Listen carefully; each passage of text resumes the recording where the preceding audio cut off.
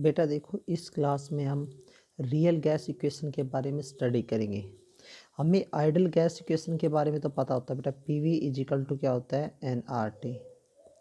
तो ये कहा गया भाई, जब आइडल गैस के लिए इक्वेशन है तो रियल गैस को हम कैसे जस्टिफाई करेंगे। उसके लिए भी तो एक इक्वेशन होनी चाहिए, रियल गैस के लिए भी क्या होनी चाहिए, एक इक्वेशन होनी चाहिए।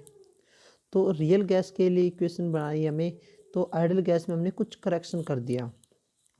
आइडल गैस में हमने क्या किया, कुछ करेक्शन किया, जिसके बेसिस पर हमने रियल गैस इक्वेशन क्या हुई, ऑब्टेन हुई बेटा। तो ध्यान रखना, हम आइडल गैस में कुछ करेक्शन करके उसी को रियल गैस में क्या कर देते हैं, कन्वर्ट कर देते हैं, रियल गैस इक्वेशन में कन्वर्ट कर देते हैं। तो बेटा थोड़ा सा आपको पीछे पढ़ना पड़ेगा।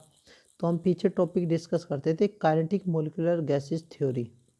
तो उसमें बताया गया था कि जो गैस का एक मॉलिक्यूल है उसका वॉल्यूम टोटल वॉल्यूम के कंपेयर में क्या होता है, नेग्लिजिबल होता है। यही कहा था बेटा।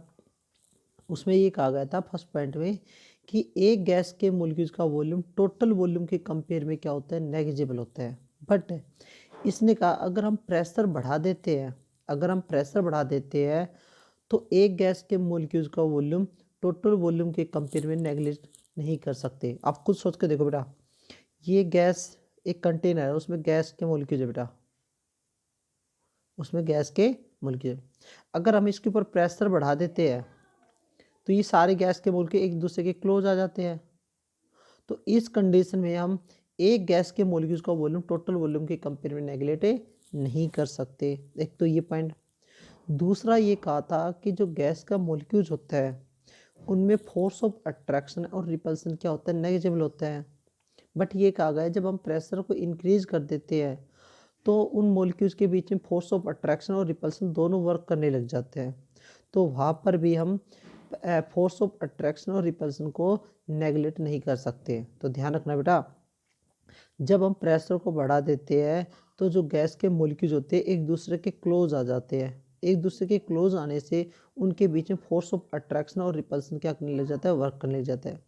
तो इसने कहा, जिसने ये इक्वेशन दी थी उसको हमने उसके नाम पे रख दी वंडरवाल गैस इक्वेशन बेटा। वंडरवाल इक्वेशन कह दो या वंडरवाल गैस इक्वेशन या रियल गैस इक्वेशन भी कह सकते हैं। तो इसने क्या किया, इसके प्रेशर और वॉल्यूम में क्या किया बेटा, करेक्शन किया। तो इसमें चेंजमेंट करके उसने क्या लाया बेटा, रियल गैस इक्वेशन को ड्राई की। तो रियल गैस इक्वेशन होती क्या बेटा, हम लिख लेते हैं ए एन स्क्वेयर अपॉन में वी स्क्वेयर, और दूसरी क्या होती है वी माइनस में एन बी इजिकल टू क्या होता है, एन आर टी। तो ये होती है हमारे पास क्या होती है बेटा, रियल गैस इक्वेशन। अब इसको हमने ड्राइव करना है किससे, चेंज किस में करेक्शन करके, आइडल गैस इक्वेशन में। तो बेटा जो सबसे पहले करेक्शन किया बेटा वॉल्यूम में, सबसे पहले हम करते हैं करेक्शन है वॉल्यूम में, करेक्शन करते हैं बेटा। देखो बेटा, हम मानते हैं कि जब प्रेशर इंक्रीज कर दिया, तो एक गैस के मॉलिक्यूल्स का वॉल्यूम टोटल वॉल्यूम के कंपेयर में नेगलेक्ट नहीं कर सकते बेटा।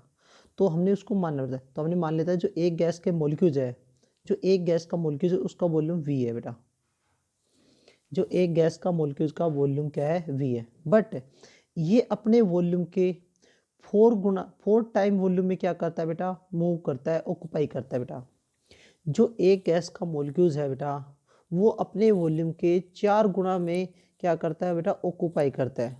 तो उसका जो करेक्ट वॉल्यूम होगा, एक गैस के मॉलिक्यूल्स का जो वॉल्यूम होगा करेक्ट, वो 4v होगा। इस 4v को हम क्या मान लेते हैं बेटा, b मान लेते हैं। क्या मान लेते हैं, v मान लेते हैं। तो बेटा ध्यान से सुनो, जो एक गैस के मॉलिक्यूल्स का वॉल्यूम, v है, वो अपने वॉल्यूम के 4 टाइम वॉल्यूम में क्या करता है बेटा, मूवमेंट करता है। तो उसका करेक्ट वॉल्यूम क्या हो गया, 4v हो गया। तो उसको हमने क्या मान लिया, बी मान लिया। क्या मान लिया, बी मान लिया। तो अब जो गैस के मॉलिक्यूल्स है उनको कितना वॉल्यूम मिला बेटा, मूवमेंट करने के लिए। टोटल वॉल्यूम में से एक गैस के मॉलिक्यूल्स को माइनस कर देते हैं, तो जो बाकी हमारा, यही हमारा क्या होता है बेटा, करेक्ट है वॉल्यूम होता है बेटा। देखो बेटा ध्यान से, तो जो बेटा जो फ्री स्पेस कितना बचा गैस के मॉलिक्यूल्स को मूवमेंट होने के लिए, तो जो आइडल गैस का जो वॉल्यूम था उसमें से एक गैस के मॉलिक्यूल्स को माइनस कर देते हैं। तो इतना स्पेस गैस के मॉलिक्यूल को फ्री मिला मूवमेंट करने के लिए, तो यही उसका क्या होता है, करेक्ट वॉल्यूम होता है। तो ये तो एक गैस के मॉलिक्यूल था, तो नंबर ऑफ गैस के मॉलिक्यूल्स लिए क्या आ जाएगा, एन बी आ जाएगा बेटा। तो ये हमारा हो गया बेटा करेक्ट वॉल्यूम हो गया। फिर दूसरा आया बेटा करेक्शन प्रेशर।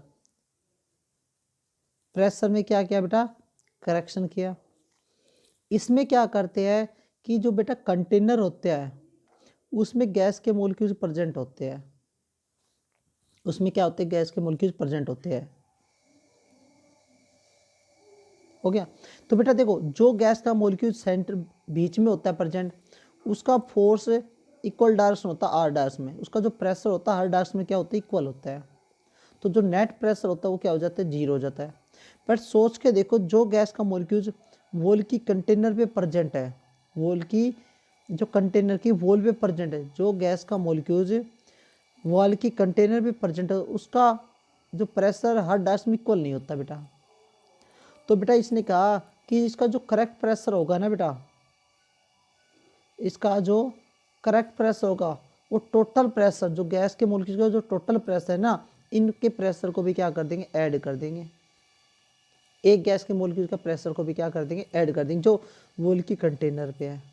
तो बेटा हम बॉयल्स लॉ में पढ़ चुका कि जो प्रेशर होता है ना वो डायरेक्टली प्रोपोर्शनल होता है डेंसिटी। हम बॉयल्स लॉ में पढ़ चुके जो प्रेशर होता है वो डायरेक्टली प्रोपोर्शनल होता है डेंसिटी के स्क्वायर के। और आपको पता है डेंसिटी क्या होती है बेटा, मास अपॉन में वॉल्यूम होती है। ये हमें पता है सभी गैस के मॉलिक्यूल्स का मास क्या होता है, फिक्स होता है, तो हम उनको 1 मान लेते हैं। तो डेंसिटी हमारे पास क्या आ गई, 1 अपॉन में भी आ गई, क्योंकि सभी गैस के मॉलिक्यूल्स का मास क्या होता है बेटा, फिक्स होता है। तो m को हम क्या मान लेते हैं, यूनिटी मान लेते हैं। तो डेंसिटी का स्क्वायर करेंगे तो ये भी स्क्वायर करेंगे, ये एक मॉलिक्यूल्स के लिए था। नंबर ऑफ मॉलिक्यूल्स के लिए करेंगे तो n स्क्वायर अपॉन में v स्क्वायर आ जाएगा। अब इसको p की जगह रखेंगे तो p क्या आ जाएगा बेटा, हमारा जो स्मॉल p है वो डायरेक्टली प्रोपोर्शनल आ जाएगा n स्क्वायर अपॉन में v स्क्वायर। प्रोपोर्शनलिटी हटाते हैं तो हमारे पास क्या आ जाता है बेटा, a n square v square, proportional हटाते।